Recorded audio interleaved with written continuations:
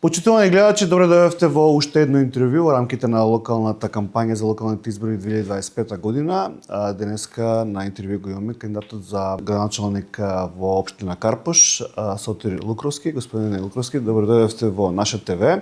Вие сте кандидат на ВМРО ДПМН и знам. Како е до сега кампањата, дали е тешко да се тера кампања? Мислам дека ова е прво политичко искуство и како се снаѓате? Токму така. Да ви се заблагодарам за поканата, броиме уште неколку денови до гласањето. Поминавме многу интервјуа, многу снимања, кажавме доста работа, меѓутоа секогаш е добро да го обновиме градивото. Инаку само да напоменам, јас сум кандидат на ВМРО ДПМН, кој во нови избори се поддржани од коалициониот партнер, односно од политичката партија Знам. Па дури мислам дека има и албанци во Карпош. Така да и Влен може ќе ве поддржат, така? Па има, да, претежно во делот на Нерези, тоа се наши соседи, староседелци. Јас сум од Карпош 4 луѓе со кои денови се гледаме и се подсетуваме дека сме другарувале на времето. Така да и очекувам и од таму поддршка, исто од коалиционен партнер Влен, ги знаеме нивните проблеми, ние сме со граѓани, соседи. Дишеме како еден низ годиниве, така да се надеваме на поддршка и од нив. Она што споменавте нов во политиката и како ми оди, вака кога мене ме објавија доста рано, да речеме, на 6 јули, така да на некој начин за мене и неофицијално почна кампањата уште од тој ден, да кажеме, од наредниот. Ќе каже некој, вели, бе, рано ве објавија, рано почнавте, не можеш да не почнеш кога си веќе кандидат. Луѓето се интересираат по некој интервју, по некоја средба на граѓани и можам да кажам дека овие повеќе од 3 месеци добро ми дојдоа. Јас како граѓанин ја познав општината, меѓутоа ова е нешто сосема друго. Се сретнав со многу луѓе, со многу здруженија, организации, политичари, претходни, сегашни, актуелни и многу научив, можам слободно да кажам. Јас сум од оние луѓе кои знае дека не може да знае се. Доаѓам од светот на приватниот сектор, како што рековте, прв пат се судрувам со политика. Ова е, па ја би рекол, можеби еден политика, која ќе кажеме, локалното ниво повеќе го разбирам како сервис на граѓаните, како администрација. Тежнем да видам прв административец во малото, нема тука некоја висока глобална политика, бар така. Општините скопски се богати општини, така да и Карпош има голем буџет, треба многу пари да помине из вашите раце. Важите ли за еве? Неблагодарно е вас да ја прашаме директно, но важите ли еве за честен човек? Сте имали проблеми до сега нешто со законот, така натаму? Па што велат за вас луѓето? Често знам да кажам овие интервјуа, јас водам еден нормален, честен живот, 33 години имам стаж, веќе почнав да работам многу рано по служувањето на војниот рок. Моите двајца родители, за жал, работеа во иста фирма и веднаш по моето враќање, тоа коинцидираше како дојдов јас од служување на војниот рок, брат ми помлад беше средниста и останаа двајцата без работа, тоа ние познати стечајци, нели? Мојата мајка после брзо и почина и така еден лош период. И јас бев приморен рано да се вработам. На почетокот како еден млад човек работев се и се што од колонијали до овие угостителски објекти и така натаму, за веќе во подоснежните години, тамо 25-та, 6-та се оженив, се запослив, некако ме однесе животот во здравствениот, во фирми кои се занимаваат со продажба и достава на фармацевски, на медицински помагала. Најпрво работев 10-11 години во Medicus Help на фирма за ортопедски помагал. Можам со гордост да кажам дека ја создадовме заедно со сопственичката и уште пар луѓе. 2010 година премина во Алкалоид, односно во Алкалоид Конс, таму сум веќе 16 година, така да не сум бил на ниту една, не сум водел јавна установа, не сум имал допир со народни пари. Што се вика народни пари, да, години 33, како што реков, стаж, си плаќам данок, но што сум го заработил, ако се напредна ревизија на мојата трансакцијска сметка, сем компаниите кај што сум работел нема ни еден друг прилив, тоа што го заработувам си плаќам данок на имото што сум го стекнал. А сте имали ли искуство со силни раководни менаџерски функции, бидејќи менаџирање со општина е комплицирана работа. Таму има разни тендери, луѓе вработени. Тоа ќе бара многу стрес од ваша страна и многу работа. Се согласувам, предизвик ми. Морам да признам, веќе после толку години, знаете, влегувате во едно секојдневие, кај што ви станува да не речам малку и монотоно и можеби баш тоа ме предизвика да направам нешто ново. Јас сум од оние луѓе кои не мируваат и нели токму ќе дојде моментот што рекла мојата сопруга од кај се ова, кога све некако деца пораснати си подсредил, не знам, материјално, семено се. Меѓутоа јас не знам да мирувам, осетив дека во последниве години Карпош губи кондицијата. Тоа ме иницираше да се кандидирам, поддржан сум од околината, од оние неколку генерации постари, повозрастни од мене, помлади и така рипна во сето ова. Свесен сум дека ќе биде тешко, свесен сум дека од една страна може да ќе биде хендикеп тоа што јас не сум работел во јавни институции, меѓутоа прво верувам во тие луѓе кои таму на некој начин ќе ги сретнам, кои се претпоставувам години во општината, по сите одредени служби, ќе се потпрам на нив, верувам дека имаме способни луѓе. Јас сум од оние кои не ги делат луѓето на леви, десни, сум против оние партизации, користење на јавните установи за вдомување на партиски војници. Кај мене тоа нема да биде пракса, или работат, или се од оние кои забушаваат, така да ќе сакам да работам со работниците. Мислам дека доколку се сака, доколку си има волја, јас сум од оние луѓе кои работи. Кога работиш и децата така ги учам, кога ќе одредиш цел, прашање е само дали 2, 3, 5 години, меѓутоа ти ќе стигнеш до целта. Ќе побараш помош од Саше, од не знам, од друг трет, има луѓе нели кои си ја разбираат работата и ќе стигнеш до целта. Така да сум работел низ годините на позиции, како што споменав, сум бил учесник во формирањето на фирма кај што сме почнале тројца луѓе со идеја што да работиме, за да после 10 години 11 си отидам и оставам фирма со 33 или 4 вработени со 13 продолжени салони на Таму бевте менаџер? Цел процес, да. Дел од цел тој процес, да кажам, заедно со собственичката. Ваму, кога дојдов во нашата најголема фармацевска компанија, исто бев во малку подолните структури, за да напредувам некои 6-7 позиции. Од пред 5 години сум во дел од менаџерскиот тим, така да сум работел со тимови, сум работел со проекти. И искрено не се плашам, повеќе ми беше страв како ќе се снајдам јас во овој период на кампања пред да почне. Меѓутоа еве сега на крајот можам да кажам, може да вака ќе звучи нескромно, меѓутоа задоволен сум од себе како ја избуткав народски, да кажам, цела ова. Значи вие сте роден во Карпош? Јас коинцидира моето раѓање со вселувањето во станот на Волгоградска 3 сум, цел живот како сум се родил, моите го купиле станот во иста кула каде што израснав со моите, само променив од втори кат на приземе, пред 13 години си купив стан, така да 52 години Карпош. Ајде да видиме сега што е проблемот со Карпош. Има ли Карпош проблеми? И како вие би ги решиле? Ние што не живееме во Карпош, не знаеме, но еве карпошчани ќе гледат оваа емисија и да видиме кои се проблемите на Карпош и како би се решиле. За жал, морам да кажам дека се занимаваме, еве како што напоменав, веќе сме при крај на кампањата, многу интервјуа, многу телевизиски настапи и за жал го повторуваме на истото. Најголемите се комуналните проблеми и тие не ни даваат простор да размислуваме за некои капитални проекти или не знам, ајде вака народски нешто убаво да кажеме. Ние главните проблеми на кои се жалат карпошини, оние кои јас ги осеќам како карпошин, не знам утре кога ќе станам, кога ќе видам контейнерот, поручек или касно најчеш кога се прибрам дека немам паркинг, треба да сртам 3-4 круга околу кула па да ја оставам подоле или некаде.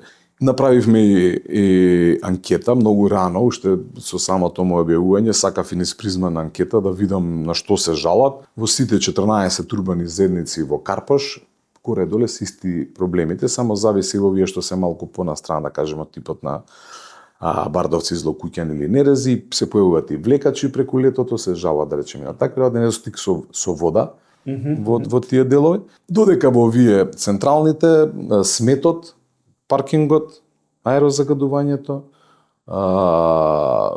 кучињата, скитници, безбедноста се споменува исто во првите 5-6 проблеми. Но дел од овие теми што ги спомнавте не се директно во ваша ингеренција, тие се во ингеренција на град Скопје. Видете, мене Треба да искрено соработувате со новиот градоначалник. Мене искрено, како и на сите ми е смачено до овие неколку месеци ингеренции, се на овој ингеренции, се но и не сме ние, општината, едни фрлаат, други не збираат, се сликаат, сите поред ѓубрево, тоа ми е несфатливо. Мислам, јас сега, идејќи на кај вашето студио, поминав поред 2 мини депонии во срцето на Карпаш. Ни на крај памет не ми е да се сликам. Планирам, кога ќе почнеме да се зафатам, затоа што од една страна ќе речете комуналното јавно предпријатие на градот. Меѓутоа и општината, по мои информации, во сите години уназад, да речеме, располага со некои 90 до 130 договорци, она популарно кажано, луѓе кои се занимаваат со хигиената со комуналниот отпад. Има одреден свој возен парк од типот на камиони за каба со отпад, не знам сега, да не погрешам, метилици, косилици и така натаму, како се вика, значи не е дека не можеме и ние тој и да го унапредиме и да го модернизираме и да покажеме дека можеме. Она што денеска е низ Карпаш, мислам, стварно изгледа многу лошо. Со последниве врнежи раззеленеа малку тревните површини, меѓутоа она низ летото е жолтило, не е веќе зелен Карпаш, него е жолт Карпаш. Така да имаме тука плани со тоа да се забатиме. Многу ми е битно во првите 2 години, значи сметот, ревитализација на парковите, стари дрва имаме многу.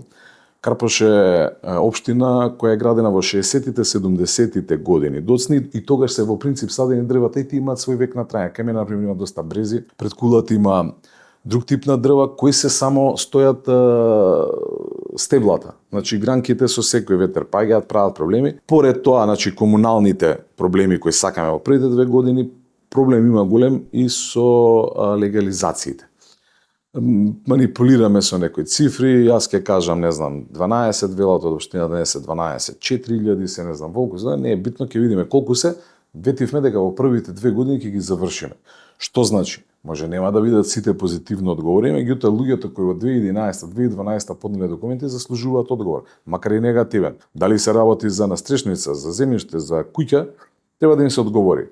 Во план сме да направиме јавно предпријатие Карпаш план, кој ќе се занимава со носење на изработка на дупови и тоа истото ќе биде и во овој дел на легализација. Значи да не дозволуваме инвеститори или не знам приватни лица да ни ги изработуваат од одредени можеби задни намери дуповите, него општината да си ги создава. Така да А кој е вашиот однос кон оно што се вели градење и нови згради? Тоа тема многу се политизира во Скопје.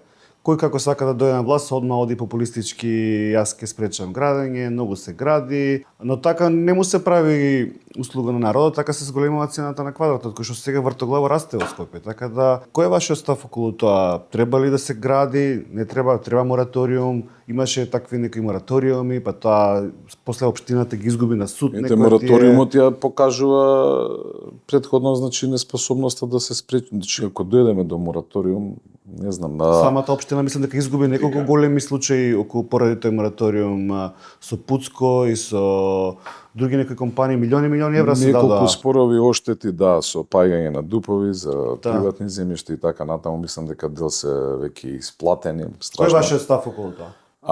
Карпаш, како и секоја друга општина, треба да се гради. Карпаш е интересно место за живење, имаме прилив на нови жители, тоа се луѓе од внатрешноста. За жал, нели, како и сегде наталитетот, со наталитетот не можеме и ние да се пофалиме и Карпаш треба да се гради. Меѓутоа, што мене ми смета лично, јас живеам во едно старо, мало Карпаш 4, кое е плански изградено во 70-тите, меѓу 3 кули наши има парк и јас сакам во тој парк да не дојдеме во ситуација да се разбудиме ден, да најдеме зограден и да се копаат темели, па да пишеме петиции едно друго.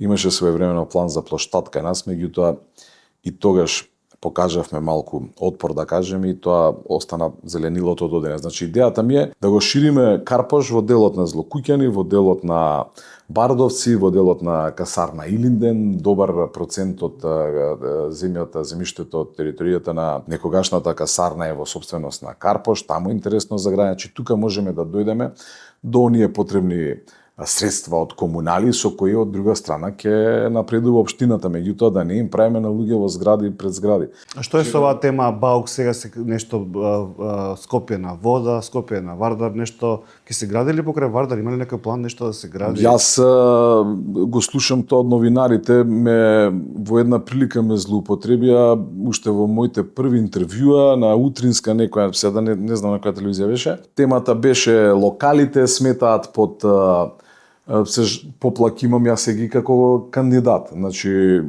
ако верувате, оние од социјалните мрежи, инбоксите, месенџери, преполни ми се со ваму променаме. И едно од честите поплаки беше дека на Млечен, во Лептокарија, во Порта Влај, луѓето, особено од пониските станови, имат проблем со младите, со забавата до доцните часови. И беше темата, споменав дека кеот е тотално руиниран, значи и во однос на зеленило, во однос на урбана опрема, клупа нема, извадени се пред неколку месеци, не знам од кои причини, дали треба да се знае, не е вратена ни една. И тогаш споменав дека може интересно да размислуваме за пар објекти во потегот, да речеме, во нашиот дел, еве баш кај мене од каналче од Карпа 4, еве нека биде од мостот во Обединените нации до паркот, пар локали каде што младите би ги префрлиле под зградите, таму каде што нема да сметат нормално до на временска рамка што ја дозволува законот. Од наредниот ден Лукровски ќе гради ноќни барови на Вардар, Вардар на вода, не знам, во некакви комбинации ме втурнуваат, за кој одговорно тврдам дека нити има некаков план, нити со некого сум разговарал. А деновиве од она што можеме да видиме, таму во потекот пак ќе спомнам кај мене, на мостот Обединените нации, од левата страна еве никне еден објект на вода, да речеме, се копа денови, гледам протестираат граѓаните, повторно кажам едноставно тие што ќе трчам и таму ќе правам пресови. Некој таму најверојатно ја завршил работата, дал дозвола се прави зграда на самиот насип на Вардар. Ајде сега да видиме како оценувате работата на актуелниот градоначалник, кој што ви е и најголем против кандидат. Како оценувате неговата работа? Па видете, самото тоа што сум се кандидирал, што сум се мотивирал да се кандидирам, како што реков на најде едно мнение на моето пошироко опкружување, кажува дека сметам дека имаше еден сив мандат. Мандат во кој не се направи ништо. Деновиве мојот против кандидат, актуелниот градоначалник, со кој кади да се сретнам, јас се поздравувам, па и малку разговараме. Се снима ваму кат на таму, меѓутоа факт е дека за 4 години едно паркинг место не добив во Карпаш. Значи за 4 години едно паркинг место. Јас ако во првиот или втората година не направам неколку платформи надграден, ја сам ќе си одам, не чекам никој, со никого нема да се бркам по општината и да се снимам и да се докажувам. Така да, еден сив мандат, еден мандат на ненапредување, ништо, да не речем капитално, ништо, правиме муабет за комуналните проблеми несредени, многу државно земјиште премина во раце на пар сопственици, што искрено многу како човек ме повредува и ми смета, како одам сега деновиве, нова паркче продадено ново и таа парцела е на тој. Така да сметам дека тоа беше иницијално да ете овој пат Карпаш има дури 5 кандидати покрај актуелниот градоначалник и сметам дека овој пат Карпаш е зрел за промена.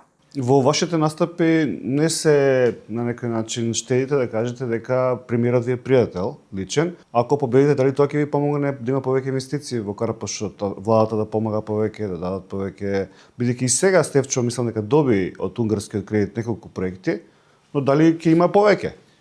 Пријателството сепак у Македонија значи нешто.